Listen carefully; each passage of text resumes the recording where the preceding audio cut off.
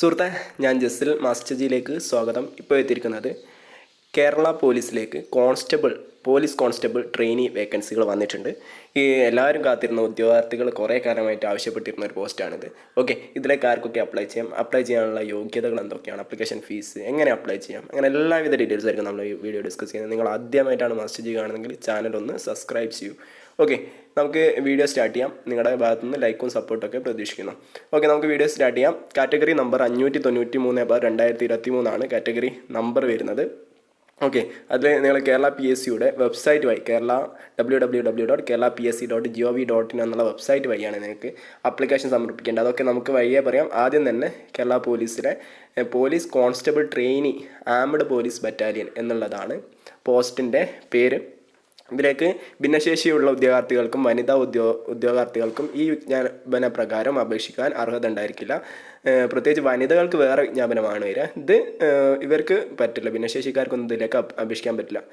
നല്ല salary scale തന്നെയാണ് വരുന്നത്. 31,100 രൂപ മുതൽ 66,800 രൂപ വരെ സാലറി വരുന്നുണ്ട്. ഒഴിവുകളുടെ എണ്ണം, ഒഴിവുകൾ ഏതൊക്കെ ജില്ലാടിസ്ഥാനത്തിലാണ്, അല്ലെങ്കിൽ ജില്ലാടിസ്ഥാനത്തിലല്ല, അവർ ഓരോരോ ബറ്റാലിയൻസ് ഉണ്ട്. ആ ബറ്റാലിയൻസിൻ്റെ അടിസ്ഥാനത്തിലാണ് സെലക്ഷൻ നടക്കുക. പ്രധാനമായിട്ടും 7 ബറ്റാലിയനുകളാണുള്ളത്. അതിലേതെങ്കിലും ഒരു ബറ്റാലിയനിലേക്ക് നിങ്ങൾക്ക് അപ്ലൈ ചെയ്യാൻ പറ്റും. തിരുവനന്തപുരം SAP ഉണ്ട്, പത്തനംതിട്ട KAP 3 ഉണ്ട്, ഇടുക്കി KAP 5 ഉണ്ട്, എറണാകുളം KAP 1 ഉണ്ട്, തൃശ്ശൂർ KAP 2 ഉണ്ട്, മലപ്പുറം MSP ഉണ്ട്, കാസർഗോഡ് KAP 4 ഉണ്ട്. ഇതിൽ ഏതെങ്കിലും ഒരു KAP അല്ലെങ്കിൽ ഏതെങ്കിലും ഒരു പോലീസിൻ്റെ ഈ ബറ്റാലിയനിലേക്ക് നിങ്ങൾക്ക് അപേക്ഷിക്കാവുന്നതാണ്. ഓക്കെ, എന്തായാലും നമുക്ക് ഓരോ ബറ്റാലിയൻ സ്പെഷ്യലാണെന്ന് നോക്കാം. SAP ബറ്റാലിയൻ വരിക എന്ന് വെച്ചാൽ തിരുവനന്തപുരം റവന്യൂ ജില്ല, പിന്നെ Thiruvananthapuram city rural police district, അതാണ് അവിടെ വരിക. KAP 3 വരുന്നത് കൊല്ലം, ആലപ്പുഴ, പത്തനംതിട്ട റവന്യൂ ജില്ലകൾ എന്നിവിടെയാണ്. പിന്നെ കൊല്ലം, ആലപ്പുഴ, പത്തനംതിട്ട പോലീസ് ഡിസ്ട്രിക്റ്റുകൾ അവിടെയാണ് വരിക. മൂന്നാമത്തതാണ് KAP 5 കോട്ടയം, ഇടുക്കി റവന്യൂ ജില്ലകൾ, കോട്ടയം, ഇടുക്കി എന്നീ പോലീസ് ഡിസ്ട്രിക്റ്റുകൾ Idukki. Next KAP 1 Ernakulam revenue ജില്ലയിലാണ് KAP 1 വരിക.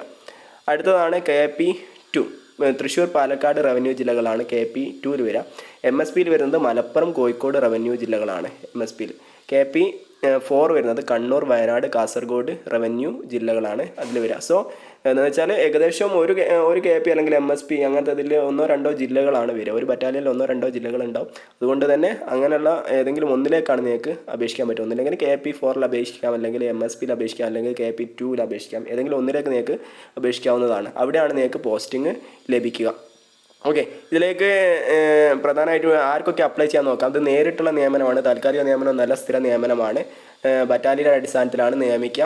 18 വയസ്സിനും 26 വയസ്സിനും ഇടയിലുള്ളവർക്ക് അപ്ലൈ ചെയ്യാം. നിങ്ങൾ 2/1/1997 1/1/2005 ഇടയിൽ ജനിച്ചവരായിരിക്കണം. 2 തീയതിയും ഉൾപ്പെടുന്നതാണ്.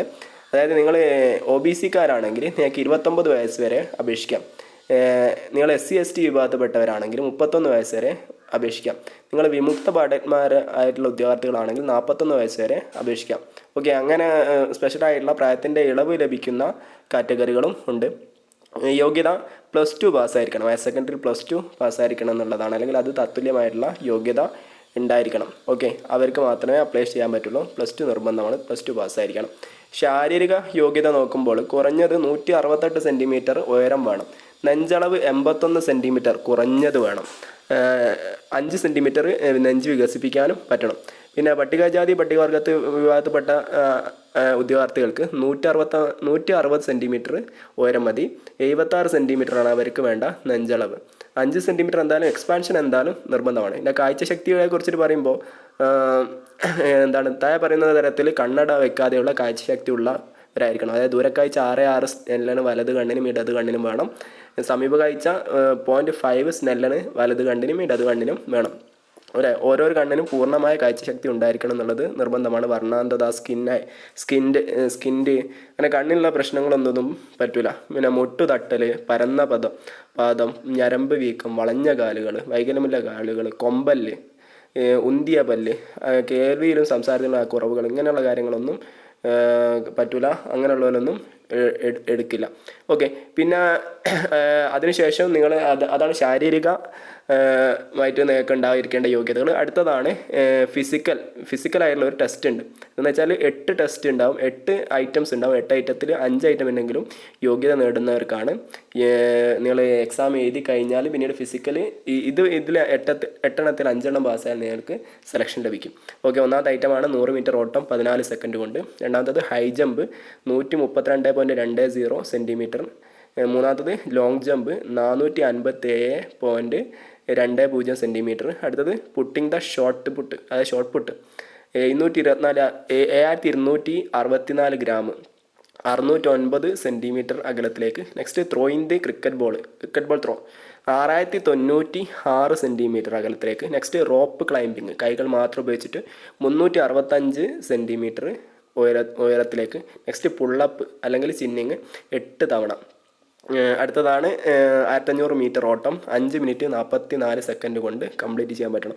ഇതിൽ 8 ഐറ്റത്തിൽ ഏതെങ്കിലും 5 ഐറ്റം പാസ്സായിരിക്കണം എന്നുള്ളതാണ് യോഗ്യത. ഓക്കെ. നെക്സ്റ്റ് നമുക്ക് എന്താണ് ഇതിൽ നോക്കാനുള്ളത്. അതിനുശേഷം നിങ്ങൾ ഫിസിക്കലിന് പോകുന്ന സമയത്ത് മെഡിക്കൽ സർട്ടിഫിക്കറ്റും കാര്യങ്ങളൊക്കെ വേണ്ടി വരും.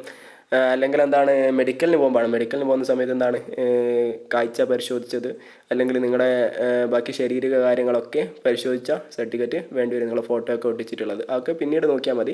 ഇപ്പം നിങ്ങൾ ഇതിനാവശ്യമുള്ള പഠനത്തിൽ മുഴുകുക എന്നുള്ളതാണ്. ഓക്കെ. ഇനി എങ്ങനെ അപേക്ഷിക്കുക എന്നുള്ളതാണ്. അപേക്ഷിക്കാനുള്ള വെബ്സൈറ്റാണ് www.keralapsc.gov.in എന്ന വെബ്സൈറ്റ് കയറുക. അതിൽ ഒറ്റത്തവണ രജിസ്ട്രേഷൻ ചെയ്യാത്തവരാണെങ്കിൽ പുതുതായിട്ട് അതിലൊന്ന് ഒരു അക്കൗണ്ട് തുടങ്ങുക.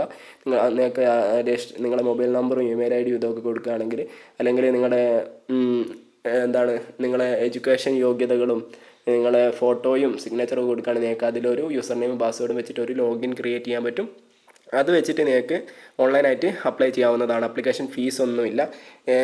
അല്ലാത്തവർ നിങ്ങളുടെ കേരള PSCയുടെ തുളസി എന്ന് പറഞ്ഞിട്ടുള്ള വെബ്സൈറ്റ് കയറിയിട്ട് ഓൺലൈനായിട്ട് ഡയറക്റ്റായിട്ട് അപ്ലൈ ചെയ്യാവുന്നതാണ്. ഓക്കെ. ഇതിൻ്റെ ആപ്ലിക്കേഷൻ ഉടൻ തന്നെ ആരംഭിക്കുന്നതാണ്. എന്തായാലും അപ്ലൈ ചെയ്യുന്നവർ പുതുതായിട്ടുള്ള ഫോട്ടോകളും കാര്യങ്ങളൊക്കെ കൊടുക്കുക. ആധാർ നമ്പർ കാര്യങ്ങളൊക്കെ, ആധാർ കാർഡ് കാര്യങ്ങളൊക്കെ അതിൽ അപ്ലോഡ് ചെയ്യുക. ഓക്കെ. എന്തായാലും ഇതിലേക്ക് അപ്ലൈ ചെയ്യാനുള്ള അവസാന തീയതി 31/1/2024 അതായത് വെച്ചാൽ ഡിസംബർ 31-ാം തീയതി രാത്രി 12 മണി വരെ നിങ്ങൾക്ക് അപ്ലൈ ചെയ്യാവുന്നതാണ്. ഓക്കെ. അപ്ലൈ ചെയ്ത് കഴിഞ്ഞാൽ അതിനുശേഷം നിങ്ങൾക്ക് മെസ്സേജും കാര്യങ്ങളൊക്കെ വരും. ശേഷം പിന്നീട് എക്സാമിൻ്റെ സമയത്ത് നിങ്ങൾക്ക് ഒരു കൺഫർമേഷൻ, അതായത് എക്സാം എഴുതുന്നുണ്ടോ ഇല്ല എന്നുള്ളൊരു കൺഫർമേഷൻ ചോദിക്കും. എക്സാം എഴുതുന്നുണ്ടെങ്കിൽ കൺഫർമേഷൻ കൊടുത്താൽ നിങ്ങൾക്ക് ബന്ധപ്പെട്ട സെൻറ്ററുകളിൽ സീറ്റ് അലോട്ട് ചെയ്ത് തരും. അവിടെ വെച്ചിട്ട് നിങ്ങൾക്ക് എക്സാം എഴുതാം. എക്സാമിൽ നിങ്ങൾ പാസ്സായി കഴിഞ്ഞാൽ ശേഷം ഫിസിക്കൽ ടെസ്റ്റിന് പോവുക, പിന്നീട് മെഡിക്കൽ ടെസ്റ്റിന് പോവുക. ശേഷം നിങ്ങൾ ജോലിയിൽ പ്രവേശിക്കുക എന്നുള്ളതാണ് ഇതിനുള്ള സ്റ്റെപ്സ്, പോലീസ് ആവാനുള്ള സ്റ്റെപ്സ്. ഓക്കെ. അതിനെക്കുറിച്ചിട്ടൊക്കെ നമുക്ക് വേണമെങ്കിൽ ഡീറ്റെയിൽഡ് ആയിട്ടുള്ള വീഡിയോ ചെയ്യാം. അല്ലെങ്കിൽ നമ്മൾ മുന്നേ ചെയ്തിട്ടുള്ള വീഡിയോസൊക്കെ പ്ലേലിസ്റ്റിൽ അവൈലബിൾ ആണ്. എങ്ങനെ പോലീസ് ആവാം അല്ലെങ്കിൽ എങ്ങനെ കോൺസ്റ്റബിൾ ആവാന്നുള്ള വീഡിയോ ഒക്കെ അവൈലബിൾ ആണ്. അത് കാണാത്തവരാണെങ്കിൽ ഒന്ന് എടുത്ത് കാണുക. ഓക്കെ. എന്തായാലും ഇത്രത്തോളം കാര്യങ്ങളാണ് നമുക്ക് ഈ വീഡിയോ നോക്കാനുള്ളത്. നിങ്ങൾ ആദ്യമായിട്ടാണ് ചാനൽ കാണുന്നതെങ്കിൽ സബ്സ്ക്രൈബ് ചെയ്യാൻ മറക്കരുത്. നമുക്ക് മറ്റൊരു വീഡിയോ ആയിട്ട് വീണ്ടും കാണുന്നവരേക്കും thank you for watching. See you soon next video.